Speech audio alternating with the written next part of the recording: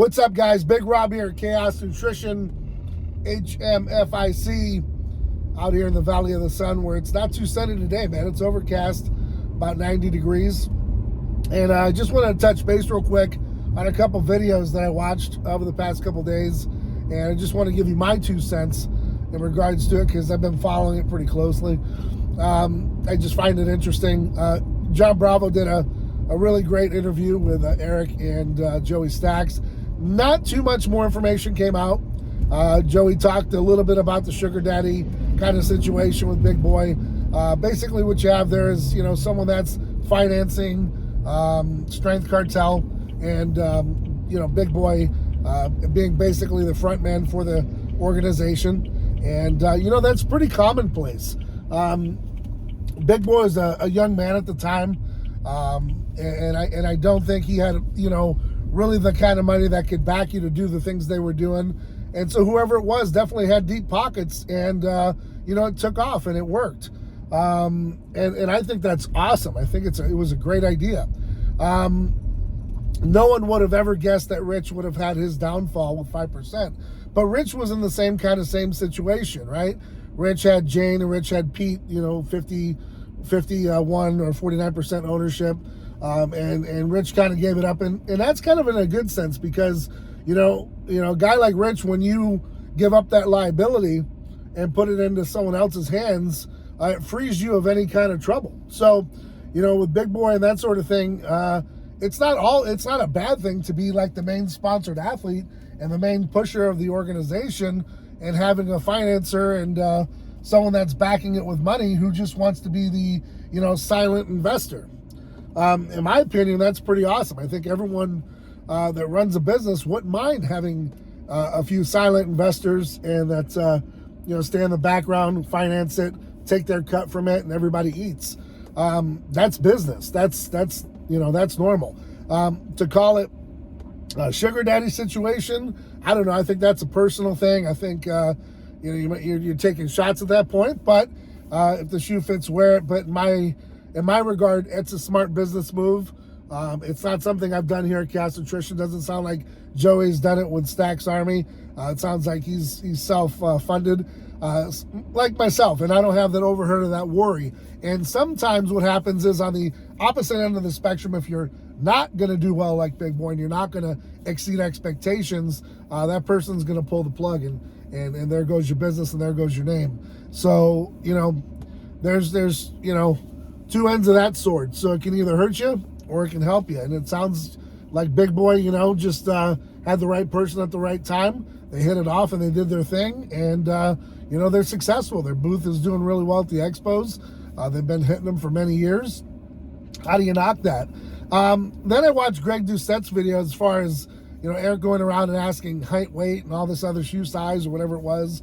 And it's funny because Greg just kind of piggybacked off of everyone else's video, and then he's just reaping the benefits of the views, but he's given his take much like myself.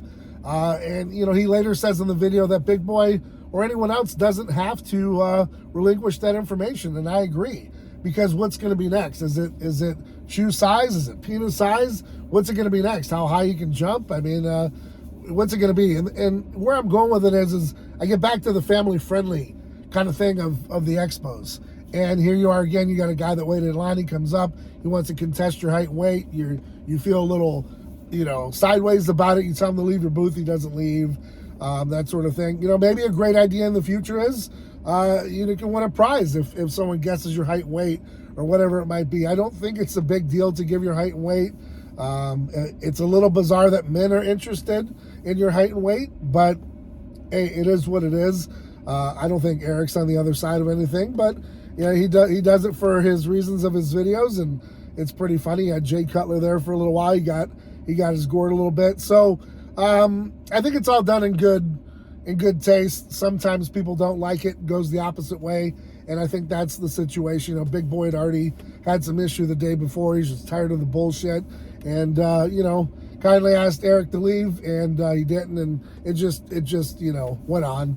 And hey, it is what it is. But like I said, when you're spending this kind of money, and I apologize, man, I'm stuffed up. I'm still getting over this cold or whatever I contracted from California.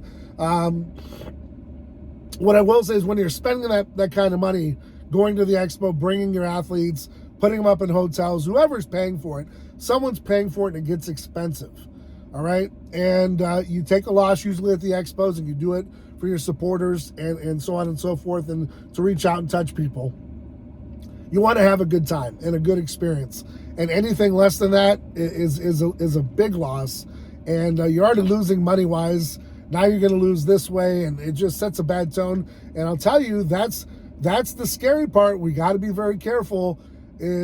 Are people going to want to go to these expos to deal with this type of stuff? So let's be mindful of what we're doing. We're adults. And like I said, we've got people that are bringing families. Do they want to see that type of stuff? Do they want to deal with security coming to the booth?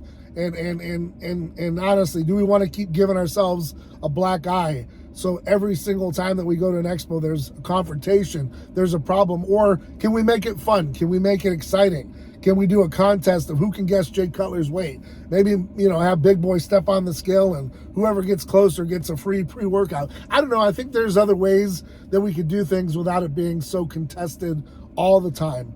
I get it. It's for YouTube videos. I get it. It's for other channels.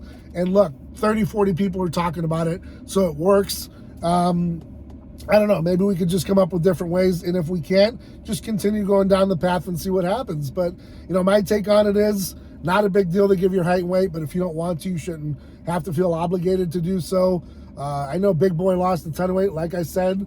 And whether he's 270 or 280, guys, if you've ever been around that weight, you understand that you can fluctuate 5 to 10 pounds very easily just based on what you ate the day before, how much water, all that good stuff plays a big thing. So whether he's 270 or 269 or 280, it's really apples and oranges at that point. I mean, he's a big guy. He's always going to be a big guy. He played football. He did really well there. He was all about strength, and you just don't lose that mass and size that easy, even if you're losing body fat. Your body just sometimes likes to be that big. It might be genetic. Who knows? But I'm not going to rip on anyone for size because, I'm not a small guy myself. And, I like to have a good time in life and enjoy, the finer things in life and splurge. So I'm not all concerned about what I weigh. I don't step on stage. I'm not looking for a trophy. And I'm pretty happy where I'm at in my life. So it works for me. And if it works for you, that's awesome. No one should have to run around and defend themselves constantly about how they look. If you're worried about another man that bad, you might have the problem. So on that note, guys, I've got to get in here and get some work done at the gym. I've got a long night ahead of me. I'm going to burn that candle at both ends. I've got a lot of stuff to do, catch up on a lot of work. And like I said, man, stay ride or die for yours, man. And understand one thing. If you don't catch anything else from the video, understand that you got to be willing to do whatever the fuck it takes in life to be successful. All right. And sometimes that's going booth to booth and asking people their height and weight, and you just make it happen, man. And other times it's leaving a company because you don't believe in where they're going, and maybe you want to go in a different direction. Whatever it is, it's whatever it takes. It's on you. And like I said, stay ride or die for your circle. It's always a big thing for me, and understanding that, you got to go through it to get to it. On the other side of whatever you're going through, that's the pay dirt, and you got to be willing to go through it to get to it. So no easy way out, baby. No shortcuts home. And on that note, guys, thank you for all your subscriptions. Thank you for all your likes, your support. We're nothing without you, man. Chaos Nutrition wouldn't exist. We're self-funded. I'm telling you, man, all money in, no money out. Goes right back to the athletes. Goes right back into, re-upping our supplies and everything else. And I really don't even take a draw, even all these years later. I just keep putting it back in and taking care of those who take care of us. So thank you again from the bottom of my heart. Thanks for supporting. Do me a favor, like, comment, and pass this on if you will. And do me a favor, hit that bell so you get the notifications when I drop a new video. It goes a long way. So till next time, guys, I'm out.